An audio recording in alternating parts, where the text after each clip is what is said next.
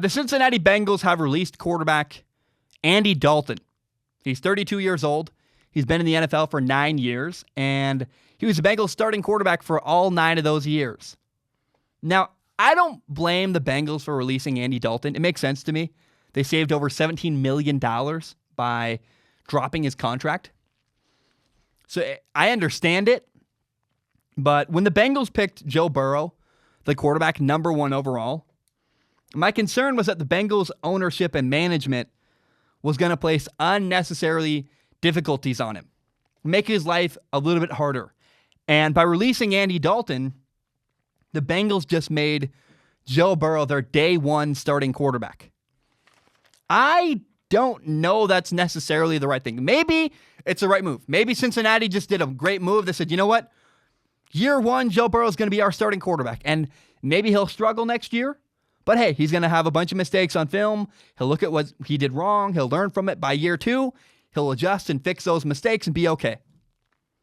But now there's no option for Joe Burrow to sit at all. There's no possible scenario where Joe Burrow can sit on the bench and learn behind somebody else.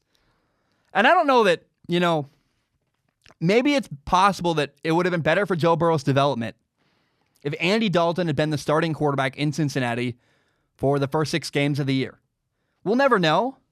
But my point is that now the Bengals have no other options. And again, the Bengals might be right here. I don't want people to think I'm hating on the Bengals.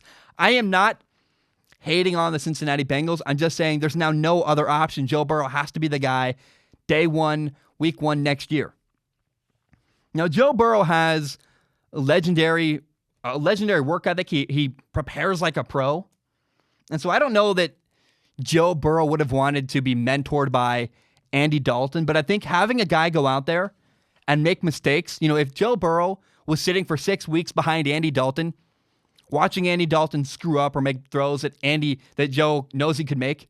I mean, if Joe Burrow sat there for 6 weeks watching film going, ugh, I can do better, it might have helped him to sit behind Andy Dalton watching those mistakes happen. I think that would have helped Joe Burrow. Not to mention, Joe is 23 years old. He'll be a rookie. And the other Bengals quarterback was going to be Ryan Finley. He's 25. He was a rookie last year. There's no veteran quarterback presence on the Bengals, and I think that might matter just a little bit. I hope it doesn't hurt Joe Burrow. I get why the Bengals got rid of Andy Dalton. It makes sense. You save $17 million, a little more. I think $17.7 million exactly. Totally get it. I just hope in the end it doesn't hurt Joe Burrow even a little bit. But where's Andy Dalton going to go? Maybe the Patriots? I don't believe the Patriots want him. New England doesn't want him. It seems like the Patriots are all in on building around Jarrett Stidham, their second-year quarterback. That's, I think, what they're going for, and that's their plan. But the question is, does anybody want Andy Dalton? And how valuable is Andy Dalton?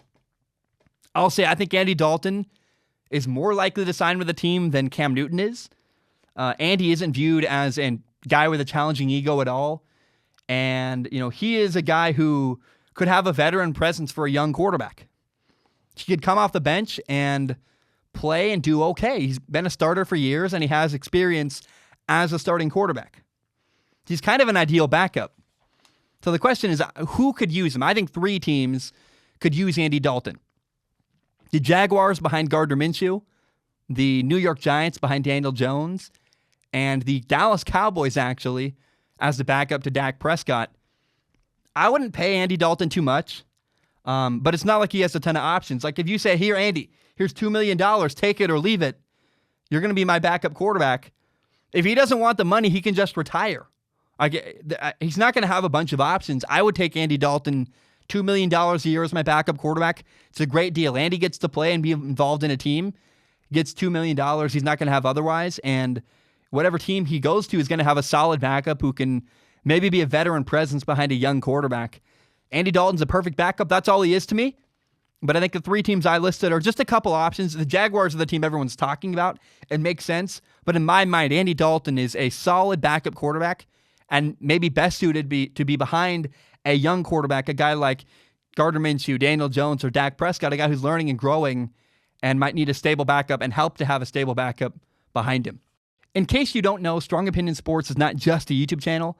It is also a full audio podcast. You can find it on Spotify, on iTunes, on Google Play, pretty much everywhere you find podcasts.